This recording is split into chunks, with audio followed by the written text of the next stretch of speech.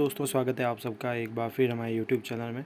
बात करेंगे इस वीडियो में कार्मिक विभाग के महत्वपूर्ण ऑर्डर की। 22 अप्रैल 2022 का ये ऑर्डर, जिसमें वार्षिक कार्य मूल्यांकन प्रतिवेदन के संबंध में समय सारणी और ऑटो फॉरवर्ड के बारे में जानकारी दी जाएगी। तो चलिए शुरू करते हैं इस वीडियो को। कार्मिक विभाग के परिपत्र 22 अप्रैल 2022 द्वारा जारी किए गए ऑर्डर और साथ ही दिनांक 5/6/2008 के द्वारा जारी किए गए ऑर्डर व परिपत्र 30/3/2022 के अनुक्रम में राज्य के कर्मचारी अधिकारियों के लिए वार्षिक कार्य मूल्यांकन की प्रक्रिया निश्चित समय अवधि में स्वचालित यानी ऑटो प्रोसेस हो रहा है और टिप्पणी का प्रावधान किया गया है, यानी ऑटो फॉरवर्ड और अप्रूवल का प्रोसेस किया गया है वार्षिक कार्य मूल्यांकन में। इसके लिए समय सारणी और ग्रेडिंग और टिप्पणी के दिशा निर्देश तय किए गए हैं।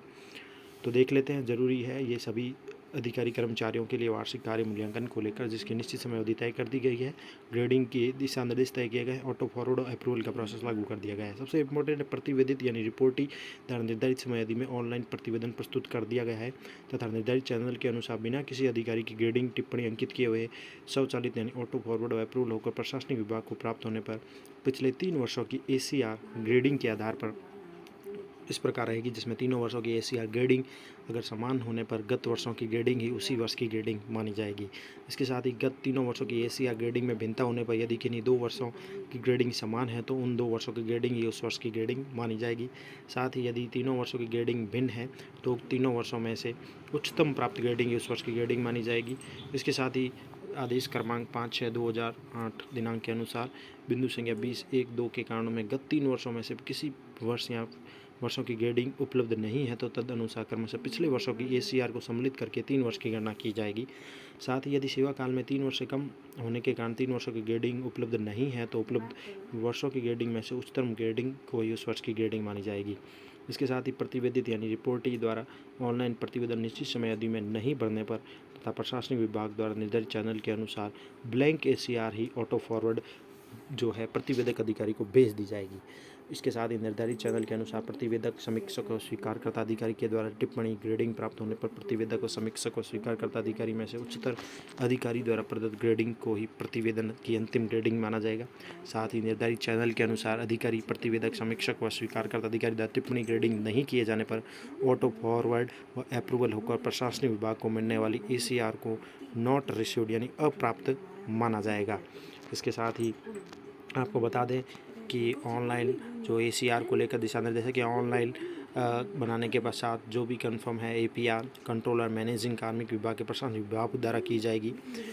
इसके साथ ही प्रतिवेदित रिपोर्टी अधिकारी को प्राप्त प्रतिवेदन अवलोकन करने या नहीं करने की स्थिति में 15 दिवस के पश्चात टिप्पणी से सहमति या सहमत मानते हुए प्रशासनिक विभाग को ऑटो फॉरवर्ड व अप्रूवल प्राप्त हो जाएगा। इसके साथ ही प्रतिवेदित रिपोर्टी अधिकारी द्वारा स्वयं के स्तर पर भी प्रतिवेदन नहीं भरने पर कार्मिक विभाग के ऑर्डर दिनांक 5/6/2008 के बिंदु संख्या 12.6 को छोड़कर अन्य किसी परिस्थिति के बारे में उक्त वर्ष के वार्षिक कार्य मूल्यांकन बाबत किसी भी प्रकार का आवेदन स्वीकार नहीं किया जाएगा। अब आपको बता देते हैं, राज्य अधिकारी कर्मचारियों के वार्षिक कार्य मूल्यांकन प्रक्रिया के लिए जो निश्चित समय अवधि तय की गई है यानी ऑटो फॉरवर्ड अप्रूवल का जो समय सारणी निर्धारित की गई है वो निम्न प्रकार रहेगी और इसके अनुसार ही अब आपको प्रतिवर्ष ये कार्य करना है सभी अधिकारी कर्मचारियों को। तो राज्य के कर्मचारियों अधिकारियों को वार्षिक कार्य मूल्यांकन प्रक्रिया की निश्चित समय अवधि तय की गई है, जिसमें सबसे पहले देख लेते हैं मामले का प्रवर्ग दिया गया है, जैसे कि वर्ष के अंत में प्रतिवेदन प्रस्तुत करने की समय सीमा निर्धारित की गई है। सबसे पहले प्रतिवेदित अधिकारी द्वारा प्रतिवेदन प्रस्तुत करने की समय सीमा दी गई है, तो वो है 1 अप्रैल से 30 अप्रैल तक आपको ये कार्य करना है। अधिकारी द्वारा प्रतिवेदित अधिकारी द्वारा प्रतिवेदन प्रस्तुत करने की समय सीमा है 1 अप्रैल से 30 अप्रैल तक और प्रतिवेदक अधिकारी द्वारा टिप्पणी ग्रेडिंग करने का समय है वो है 1 मई से 31 मई तक।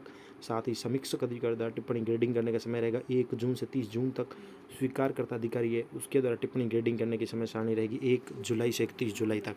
इसके साथ ही प्रतिवेदक अधिकारी की सेवानिवृत्त की स्थिति में उसने बताया है कि उस प्रतिवेदक अधिकारी द्वारा सेवानिवृत्त की स्थिति में उस माह जिसमें प्रतिवेदक अधिकारी की सेवानिवृत्ति होनी है उस समय ही उसको प्रस्तुत करना है।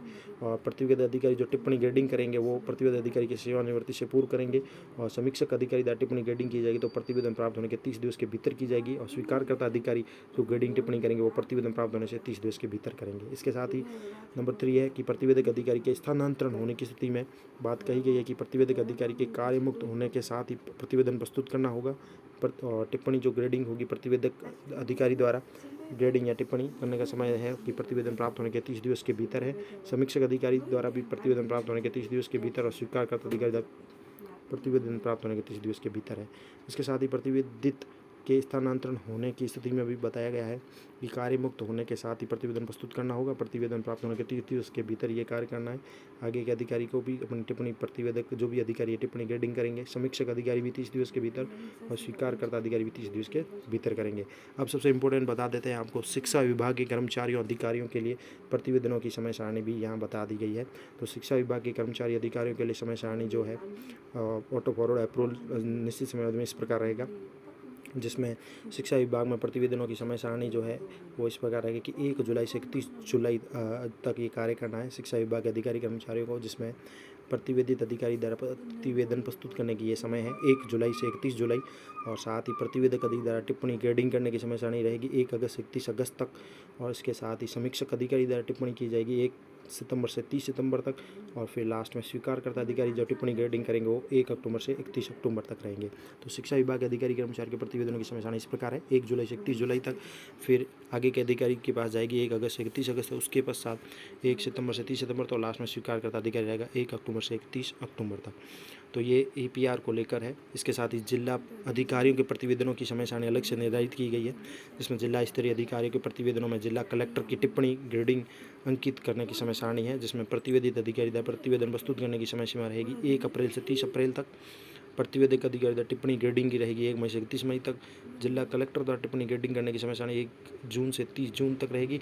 समीक्षक अधिकारी द्वारा टिप्पणी ग्रेडिंग की समय सारणी 1 जुलाई से 31 जुलाई तक रहेगी। और स्वीकारकर्ता अधिकारी ग्रेडिंग टिप्पणी की समय रहेगी 1 अगस्त से 31 अगस्त तक। तो ये महत्वपूर्ण ऑर्डर है समस्त कर्मचारियों के लिए। और साथ ही यहाँ पर सबसे इम्पोर्टेंट नोट दिया गया है कि ये वर्ष 2021-22 से ही लागू है।